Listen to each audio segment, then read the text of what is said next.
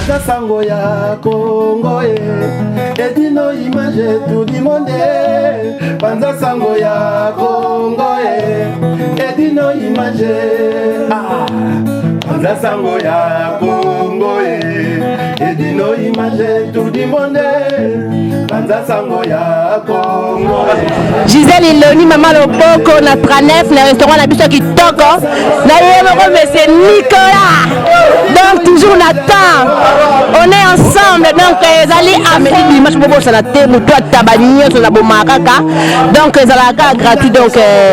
minga koloba exacté donc restaurant la qui toko toujours propre classe pour la grand prêtre pour la bata propre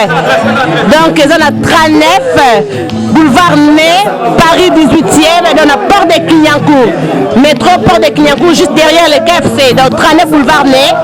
porte de Clignancourt derrière le KFC dans celui-là maman le beau restaurant le Tranef bisous ma gros bisous on est toujours ensemble.